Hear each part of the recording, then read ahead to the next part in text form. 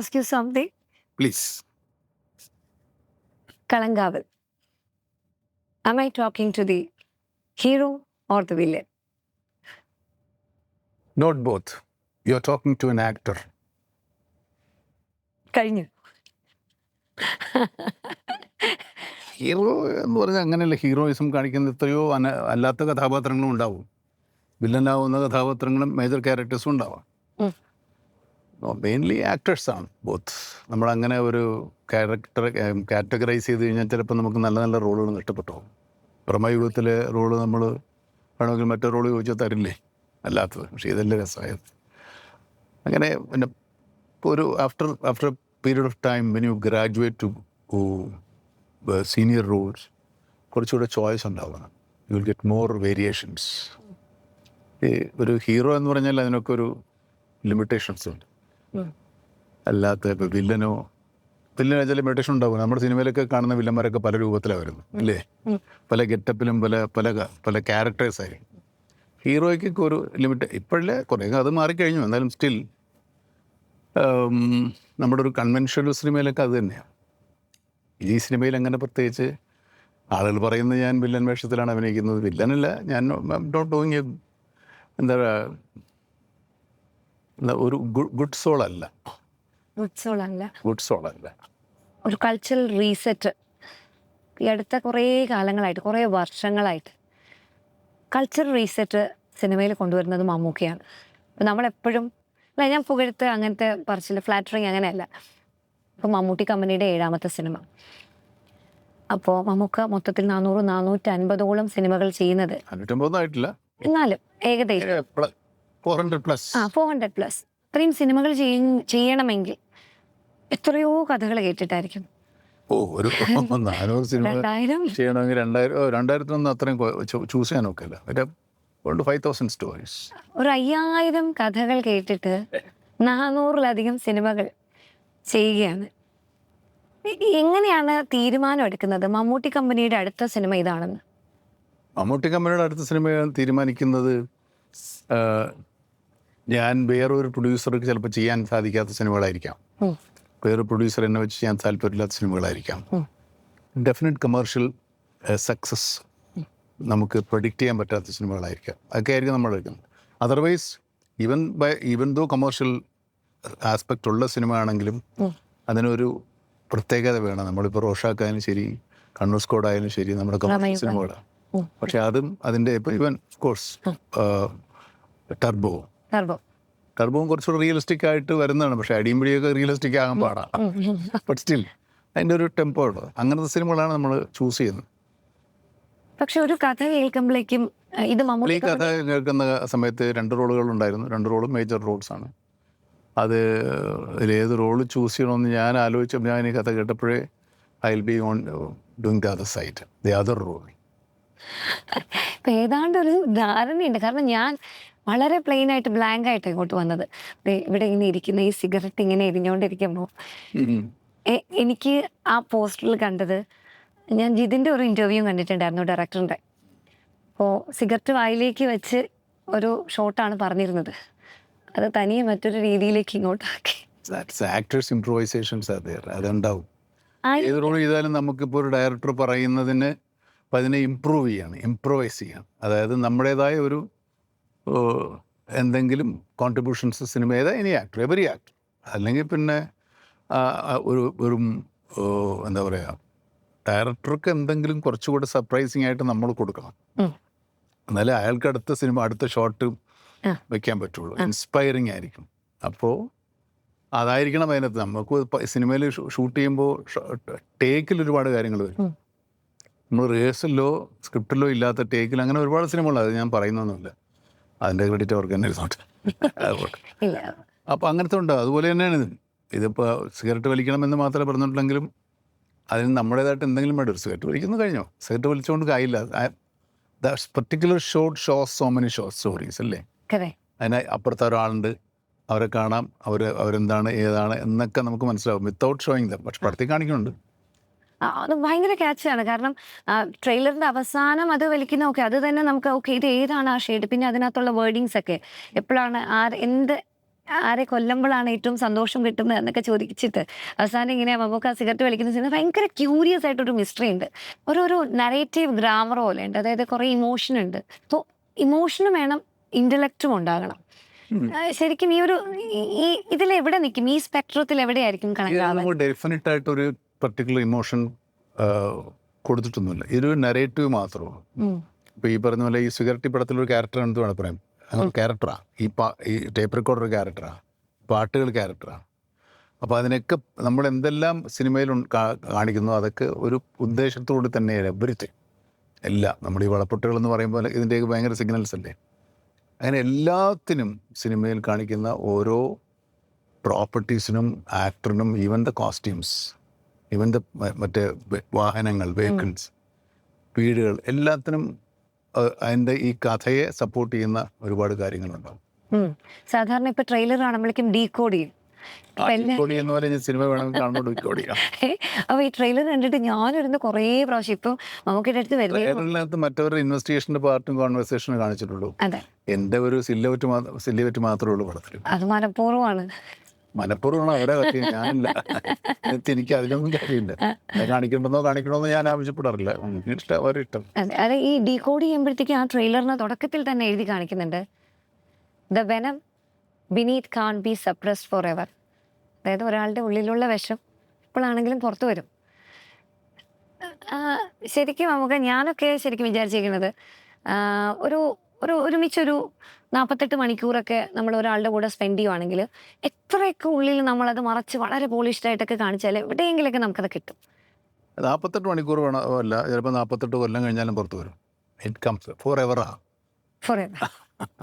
ഇപ്പം നമ്മുടെയൊക്കെ മനസ്സിൽ, എല്ലാവരുടെയും മനസ്സിലൊരു ചെകുത്താനും ഒരു ദൈവമുണ്ട്, അല്ലെങ്കിൽ ഒരു നന്മയും ഒരു തിന്മയും ഉണ്ട്. നമ്മുടെ ജീവിതം മര്യാദക്ക് പോകുന്നതിൻ്റെ ഒരു കാരണം തന്നെ നമ്മുടെ ഈ നന്മയും തിന്മയും തമ്മിലുള്ള യുദ്ധത്തിൽ നന്മ ജയിക്കുന്നത് കൊണ്ടാണ് നമ്മൾ നല്ല മനുഷ്യരായിട്ട് പോകുന്നത്. ഈ ലോകം നിലനിൽക്കുന്നത് തന്നെ അതുകൊണ്ടാണ്. എല്ലാ മനുഷ്യരും തിന്മയാണ് ജയിക്കുന്നുണ്ടെങ്കിൽ ലോകം എന്നേ തീർന്നിട്ടുണ്ടോ, ആലോചിച്ചിട്ടുണ്ടോ? അപ്പോൾ എല്ലാ മനുഷ്യൻ്റെ മനസ്സിലുമുണ്ട്. അത് എത്ര കാലം അടക്കി വെച്ചാലും അത് ഒരു ദിവസം പുറത്തേക്ക് വരും. പക്ഷേ അത് വളരെ മൈൽഡായിട്ടുള്ളവരുണ്ടാവും, ലൈറ്റായി ഒരു ചീത്ത പറയുന്നതുകൊണ്ട് ഒരു ദേഷ്യപ്പെടില്ലോ, ഇവിടെ അങ്ങനെ എന്തെങ്കിലും അങ്ങനെ അതിലൊക്കെ ചിലപ്പോൾ അതങ്ങ് പോവും. അത് മെൽറ്റായി പോകും. അല്ലാതെ ഭയങ്കരമായിട്ട് വൈരാഗ്യം വെച്ചുകൊണ്ടിരിക്കുന്നവരുണ്ടാവാം. ചുമ്മാ ഇതിൻ്റെ നമ്മളെ തിന്മയെ ജയിക്കാൻ പറ്റാത്ത നന്മയുള്ള മനുഷ്യരോടും നന്മയെ ഭരിക്കുന്നതുണ്ടാവും.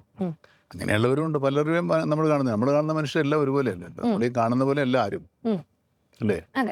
അപ്പോൾ അതെൻ്റെ ഒരു ഉദ്ദേശമാണ്. നമ്മുടെ കഥാപാത്രം അങ്ങനെയാണ്. നമ്മുടെ കഥാപാത്രത്തിനെ നിങ്ങളെ കണ്ടു കഴിഞ്ഞാൽ എല്ലാവരും മര്യാദക്കാരാണ്. പക്ഷേ ഇതിനകത്ത് നിങ്ങൾ കാണാൻ പോകുന്ന അറിയാൻ പോകുന്ന, റിയലൈസ് ചെയ്യാൻ പോകുന്ന ഒരു സിനിമയിൽ ഈ രണ്ട് കഥാപാത്രങ്ങൾ തമ്മിലുള്ള സിമിലാരിറ്റി ഉണ്ട്. രണ്ട് കഥാപാത്രം ഞാനിപ്പോൾ പറയത്തില്ല, സ്പോയിലർ ഇല്ലാണ്ട് ഞാൻ ചോദിച്ചോട്ടെ. അപ്പോൾ ആ സിനിമയ്ക്ക് വേണ്ടിയിട്ടുള്ള ആ ഒരു ഗെറ്റപ്പ്, കാരണം മമ്മൂക്കയെ കുറിച്ച് ഞാൻ എപ്പോഴും ഭയങ്കര അഡ്മിറേഷൻ, ഞാനെന്നല്ല എല്ലാവരും ഈ ഇന്ത്യൻ സിനിമ ഇൻഡസ്ട്രിയിലെ എല്ലാ ആൾക്കാരും വളരെ അഡ്മിറേഷനോടുകൂടി I love that part, that you are constantly updated എന്ത് കാര്യത്തിലാണെങ്കിലും. കാരണം ഇപ്പോൾ നമ്മളെപ്പോഴും സംസാരിക്കുമ്പോൾ ഞാൻ മമ്മൂക്കയായിട്ടുള്ള കോൺവെർസേഷൻസ് വളരെ അപൂർവമായിട്ടാണ് എനിക്ക് അതിനുള്ള അവസരം കിട്ടുന്നത്. പക്ഷേ we talk over everything, like society, ethics, justice, technology, law, politics, അങ്ങനെ എന്തിനെ കുറിച്ച് സംസാരിക്കും.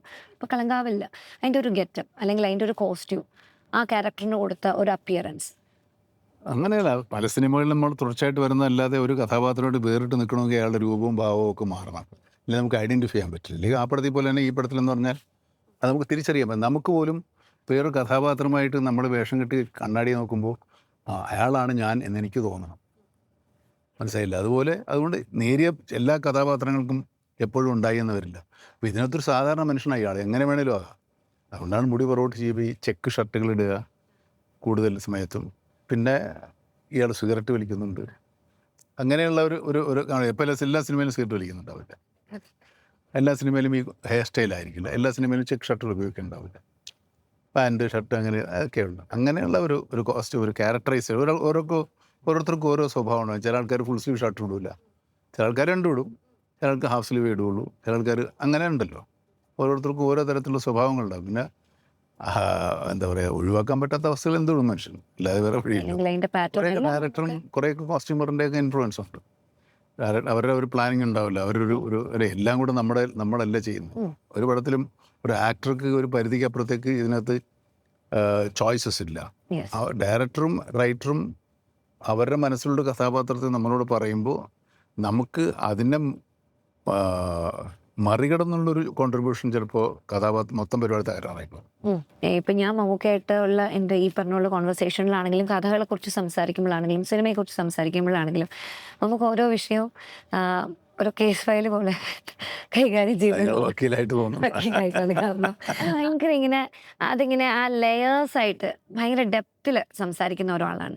ഇപ്പം നമ്മളൊരു ഏത് സിനിമയെക്കുറിച്ച് മറ്റേത് സിനിമയെക്കുറിച്ച് മമ്മൂക്ക അഭിനയിക്കാത്തൊരു സിനിമയെക്കുറിച്ച് പറഞ്ഞാലും ക്യാരക്ടേഴ്സിനെ കുറിച്ച് പറഞ്ഞാലും ഓരോന്നും ഒരു കേസ് ഫയൽ പോലെ കൈകാര്യം ചെയ്യുന്നതാണ് ഞാൻ കണ്ടിരിക്കുന്നത്.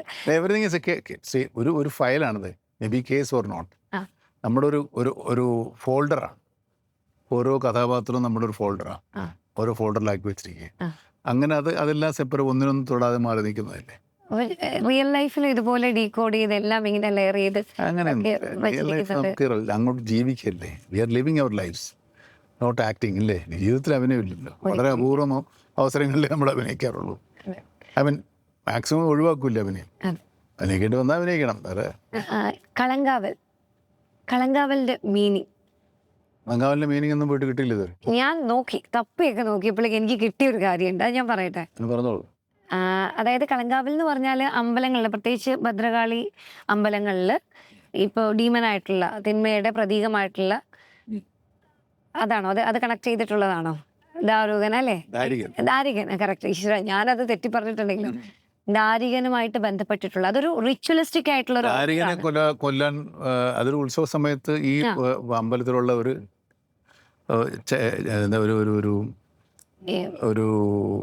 ആചാരം അല്ലെങ്കിൽ റിച്വൽ പോലെയാണ്, റിച്വലിസ്റ്റ് ഫോം. അപ്പോൾ വേഷം കെട്ടിയ കാളി വരും, ദേവി വരും, ഭദ്രകാളി വരും, ദാരികനോടും ഓടിക്കൊണ്ട് അയ്യോ എന്നൊക്കെ പറഞ്ഞു ഓടി അങ്ങനെ നടക്കുന്നതും. അതും തെക്കൻ കേരളത്തിലാണ് കൂടുതലും, വളരെ കുറച്ച് ചില ക്ഷേത്രങ്ങളിൽ മാത്രം. ഇതിനകത്ത് നമ്മളൊരു ദാരികനെ തേടി നടക്കുന്നൊരു കാളിയില്ലേ, ഭദ്രകാളിയില്ലേ?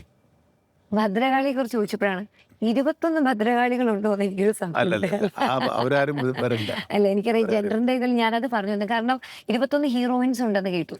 കേട്ടതാണ്, ഒന്നും അറിയില്ല, വളരെ ബ്ലാങ്ക് ആയിട്ട് ചോദിക്കുന്നതാണ്. ഇതിനകത്ത് ഈ ഒരു കഥാപാത്രം ഒരുപാട് സ്ത്രീകളുമായി ബന്ധപ്പെടുന്നുണ്ട്. അതിന് നമ്മൾ സിനിമയിൽ കാണിക്കുന്നത് കുറച്ച് പേരേ ഉള്ളൂ, 21 പേരേ ഉള്ളൂ. 21 പേരെ കാണിക്കുന്നുണ്ടോ ഇയാളുമായിട്ട് ഇടപഴകുന്ന, ഇയാളുമായിട്ട് പഴകുന്ന, അങ്ങനെ 21 പേരെ കാണിക്കുന്നു. അല്ലെ, 21 ആയിരിക്കും. 21 എന്നാണ് ഞാൻ കേട്ടിരിക്കുന്നത്. അതാ ഞാൻ എണ്ണി നോക്കിയിട്ടില്ല. അപ്പൊ ഇത് എണ്ണി നോക്കിയാൽ നമുക്ക് മനസ്സിലാകും അല്ലേ? ഇത് ഇവിടെയൊക്കെ ഉണ്ട്. അതാണ്. പക്ഷെ ഇതെല്ലാം കണ്ടപ്പോഴേ, വക്കീലായതുകൊണ്ട് ഒരു കാര്യം കൂടെ ഞാൻ ചോദിച്ചോട്ടെ. നമ്മുടെ സൈനൈഡ് മോഹന്റെ കേസുമായിട്ട് ഇതിന് എന്തെങ്കിലും ബന്ധമുണ്ടോ? സൈനൈഡ് മോഹന്റെ കേസുമായിട്ട് ഇതിന് ബന്ധമൊന്നുമില്ല. സൈനൈഡ് ഉപയോഗിക്കുന്നുണ്ട്, സൈനൈഡ് ഉണ്ട് ഇതിനകത്ത്, അത്രേ ഉള്ളൂ. അല്ല, ഇത്രയും 21 പെണ്ണുങ്ങളെ കണ്ടു, സ്ത്രീകളെ കണ്ടു. അപ്പോൾ ഇത് മുഴുവനായിട്ട്, അല്ലെങ്കിൽ ഇത്രയും സ്ത്രീകളുടെ കഥാപാത്രവും സൈനൈഡൊക്കെ ആയിട്ട്, അപ്പൊ ഇത് റിയൽ ലൈഫ് സ്റ്റോറിയുടെ ആയിട്ട് എന്തെങ്കിലും ബന്ധമുണ്ടോ? അല്ലെങ്കിൽ സൈനൈഡ് മോഹന്റെ കഥയായിട്ട് ബന്ധം, ആ കഥയല്ലേ? അതുപോലെ ഒരാളായിരിക്കാം. അങ്ങനെ ഒത്തിരി പേരെ ഒന്ന് പിടിച്ചിട്ടുണ്ട് നമ്മള്. ഒരുപാട് കുറെയൊക്കെ റിയൽ സംഭവം, കുറെയൊക്കെ എപ്പോഴും അങ്ങനെയാണല്ലോ. സംതിങ് ഒരു ഇൻസ്പയറിംഗ് ആയിട്ടുള്ള എന്തെങ്കിലും കാര്യങ്ങളുണ്ടാവും, ഇൻസ്പിറേഷൻസ് ഉണ്ടാവും, അതുമായിട്ടല്ല. അതായത് ആർക്ക് ഇൻസ്പിറേഷൻ എന്നുള്ളതാണ്? റൈറ്റർക്ക്, എനിക്കല്ല.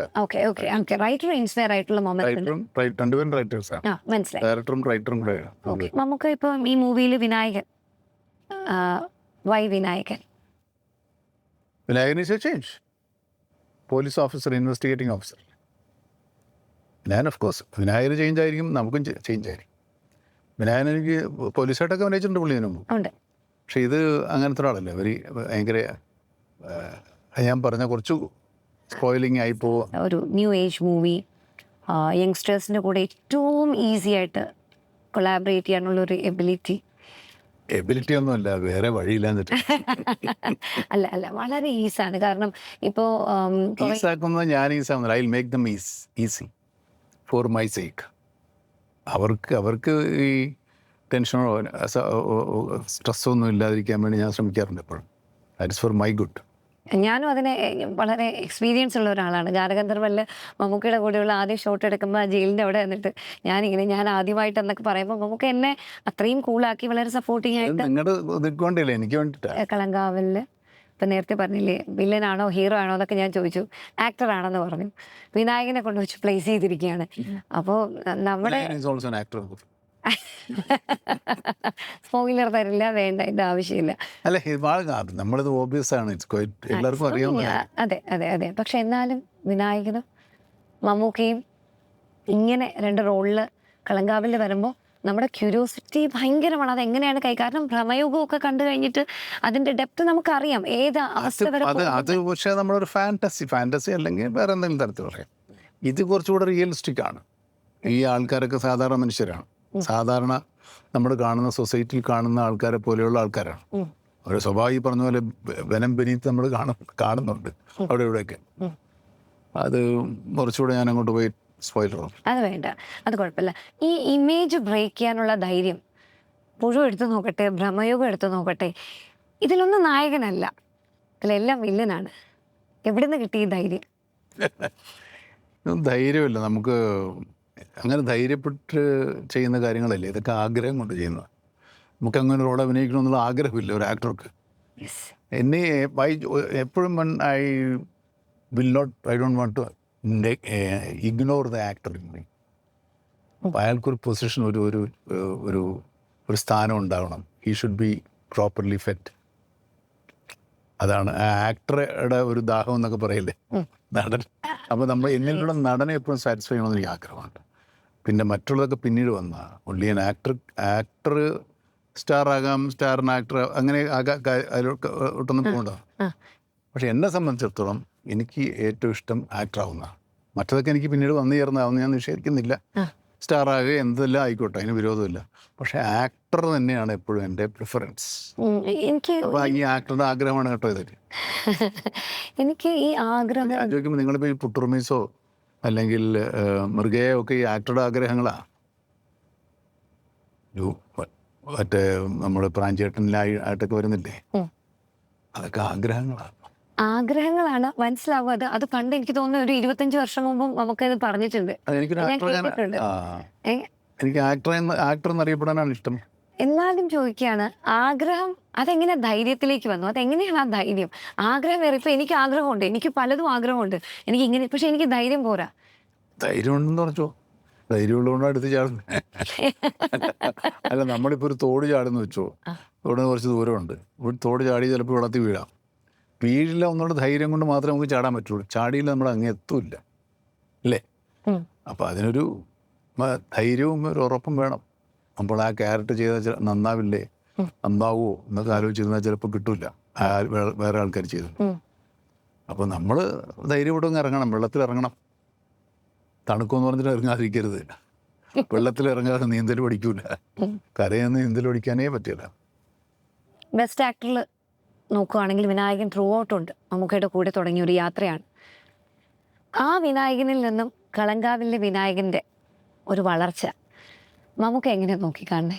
ഞാൻ നോക്കിക്കാണുകയാണ്. അതാണ്, എന്താണ് തോന്നുന്നത് മമ്മൂക്കയ്ക്ക്? എങ്ങനെ ഒരു അത്ഭുതം കൊണ്ട് തന്നെ നോക്കുകയാണ്. കാരണം ശരിക്കും ഹാർഡ് വർക്ക് ചെയ്തിട്ടോ അല്ലെങ്കിൽ സിൻസിയർ ആകുന്നതുകൊണ്ടോ ഫ്രാങ്ക് ആകുന്നതുകൊണ്ടോ ഹോണസ്റ്റി കൊണ്ടോ ഒക്കെ തന്നെ ഒരു ആക്ടർക്ക് ലൈഫിൽ സക്സസ്ഫുൾ ആക്ടറാകാൻ പറ്റുള്ളൂ. നമുക്ക് വേണ്ടി ആരും വേറെ അഭിനയിക്കാൻ പറ്റുള്ളൂ, നമ്മൾ തന്നെ അഭിനയിക്കണം. റിസൾട്ട് അപ്പോൾ നമ്മൾ ഹോണസ്റ്റ് ആയിരിക്കണം, ഡെഡിക്കേറ്റഡ് ആയിരിക്കണം, സിമ്പിളായിരിക്കണം. ഇതൊന്നും പലപ്പോഴും എനിക്കില്ലാത്ത ആളെന്ന് കൂടെ ആലോചിക്കണം. ഞാൻ ഒരാൾക്കൊരു ക്വാളിറ്റി പറയുമ്പോൾ ഇതൊക്കെ വിനായകനുണ്ടെന്ന് എൻ്റെ അഭിപ്രായം. അദ്ദേഹത്തിൻ്റെ അതേ കാര്യങ്ങളുണ്ട്, അത് വേറെ കാര്യം. അതല്ലാതെ നടനെന്ന നിലയിൽ വളരെ ഡിസിപ്ലിൻഡ് ആക്ടറാണ്, വെരി ഡിസിപ്ലിൻ. നമ്മളിപ്പോൾ ഇത്തരം പടങ്ങളൊന്നുമില്ലേ, വളരെ ഡിസിപ്ലിൻഡ് ആക്ടറാണ്. അത് അത്രത്തോളം നല്ല ക്യാരക്ടേഴ്സ് അയാൾക്ക് വരുന്നുണ്ട്, അത് അയാൾ പെർഫോം ചെയ്യുന്നുണ്ട്. ഇപ്പോൾ ഏത് ആക്ടറായാലും ശരി, ഒരു ലോങ് സ്റ്റേ വേണമെങ്കിൽ ഈ ഷുഡ് ബി പെർഫോമിങ്. അയാൾ കൺവിൻസിങ് ആയിരിക്കണം. അതുതന്നെയാണ് വിനായകൻ്റെ ഏറ്റവും വലിയ വിജയം, വിനായകൻ്റെ ഇപ്പോൾ നിൽക്കുന്ന സ്ഥലത്ത് എത്തി നിൽക്കുന്നതിൻ്റെ രഹസ്യവും. മലയാള സിനിമയിൽ ഈ തിരുവനന്തപുരം ജില്ലയുടെ അല്ലെങ്കിൽ തിരുവനന്തപുരം ഭാഷ ഇത്രയും പോപ്പുലർ ആക്കിയത് മമ്മൂക്ക രാജമാണിക്യത്തിലൂടെയാണ്. അപ്പോൾ അവിടുന്ന് ഇപ്പോൾ നമ്മുടെ കളങ്കാവലിൻ്റെ ട്രെയിലറിൽ നമ്മുടെ ആ ക്യാരക്ടർ സംസാരിക്കുന്ന ആ തിരുവനന്തപുരം ഭാഷ തിരുവനന്തപുരം ഭാഷയിൽ ഇയാൾ തിരുവനന്തപുരത്തുകാരനായതുകൊണ്ടാണ് ആ. രാജമാണിക്യത്തിൽ അതിൻ്റെ അകത്തൊരു ഫണ്ണിന് വേണ്ടി കുറച്ചുകൂടെ ലൗഡർ ആൻഡ് എക്സാജറേറ്റഡാണ്. സാധാരണ ആൾക്കാർ സംസാരിക്കുന്ന പോലെ കുറച്ചുകൂടെ ലൗഡറാണ് അയാൾ, എക്സാജറേറ്റഡ്. എന്നിട്ട് അത് അത് നമുക്ക് ഒരു ഫണ്ണിന് കൂടെ ഉണ്ടായിരുന്നു, ഒരു തമാശ കൂടെ ഉണ്ടാകാൻ വേണ്ടിയാണ് അങ്ങനെ ഒരു ക്യാരക്ടർ അങ്ങനെ മോൾഡ് ചെയ്തത്. ഇതിനകത്ത് ഇയാൾ തമാശക്കാരൊന്നുമില്ല, അത് വളരെ ഗൗരവമുള്ള ആളാണ്. ഗൗരവമുള്ള ആൾ തിരുവനന്തപുരത്ത് വർത്താൻ പറയുമ്പോൾ ഇങ്ങനെ പറയുള്ളൂ ഇല്ലേ. ഇപ്പം മറ്റേ പറഞ്ഞാൽ ഇപ്പം എന്തരി എന്നൊക്കെ ചോദിക്കുന്ന എന്തരി ചോദിച്ച പോയില്ലേ, രണ്ടും ഒന്ന് തന്നെയാണ്.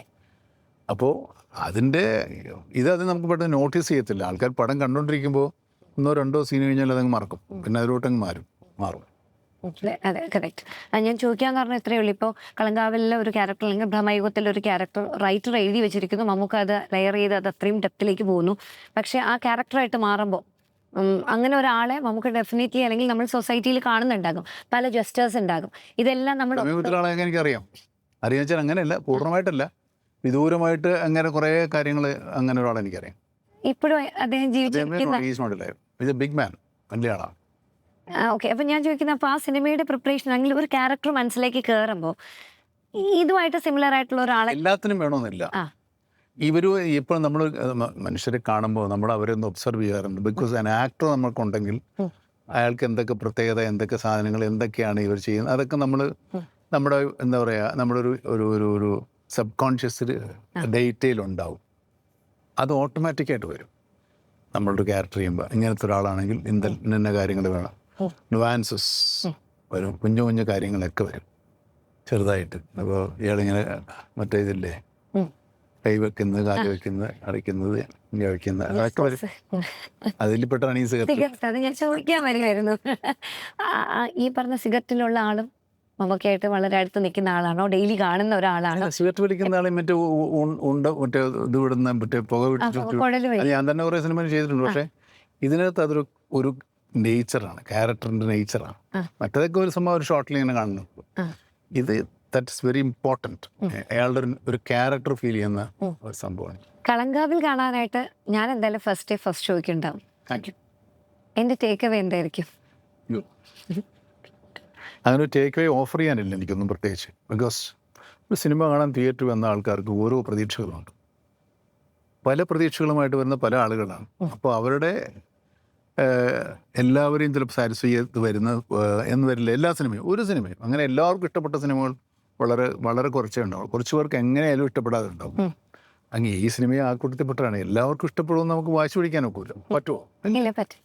നിങ്ങളൊക്കെ ഇഷ്ടപ്പെടണം, എന്താ ഇഷ്ടപ്പെടാൻ പറ്റില്ലേ എന്ന് ചോദിക്കാൻ പറ്റില്ല. സിനിമ കണ്ട് അതിനോട് വളരെ പോസിറ്റീവായിട്ടുള്ളൊരു അപ്രോച്ച് ഉണ്ടാവുക. ഈ സിനിമ നല്ലതാണ് എന്ന് വിചാരിച്ച സിനിമ കണ്ടാൽ കുറച്ചൊക്കെ നമുക്ക് സമാധാനം ഉണ്ടാവും. പിന്നെ കാണാത്തൊരു സിനിമയാണോന്ന് ചോദിച്ചു കഴിഞ്ഞാൽ ഞാനിങ്ങനെ ഒരു വേഷത്തിൽ അഭിനയിച്ചിട്ടില്ല എന്ന് വേണമെങ്കിൽ പറയാം, അങ്ങനെ ഒരു പുതുക്കം പറയാം. പിന്നെ എൻ്റെ കഥാഗതികളും കഥയുടെ പോക്കും ഒക്കെ നമ്മളെ വേണമെങ്കിൽ ചിലപ്പോൾ ഒന്ന് ടെൻഷൻ അടിപ്പിക്കാം. അങ്ങനെ 1-2 കാര്യങ്ങൾ ഞാൻ പറയുന്നില്ല. എന്തായാലും ഇതിൽ നിന്ന് തന്നെ മമ്മൂക്ക സ്ക്രീനിൽ വരുമ്പോൾ ഉണ്ടാകുന്ന ഒരു സിനിമാറ്റിക് എഫക്റ്റ് ഉണ്ട്. ആ തിയേറ്റർ എക്സ്പീരിയൻസ് അനുഭവിക്കാനായിട്ട് തിയേറ്റർ എക്സ്പീരിയൻസ് ഉള്ള സിനിമയാണ്. അതാണ്, തിയേറ്റർ എക്സ്പീരിയൻസ് ഉണ്ടെന്നുള്ളത് ഉറപ്പാണ്. ഞാൻ റെഡിയാണ്. ഒരുപാട് ടെക്നിക്കൽ എക്സലൻസ് പലയിടത്തും ഒക്കെ ഉണ്ട്. മ്യൂസിക്, ഫോട്ടോഗ്രാഫി, എഡിറ്റ്, എല്ലാത്തിലും നല്ല ഭംഗിയുണ്ടാവും. ഇനി ഒരു ചോദ്യം കൂടി ചോദിച്ചോട്ടെ, ഒരു അവസാനമായിട്ടാണേ ഇന്നത്തെ.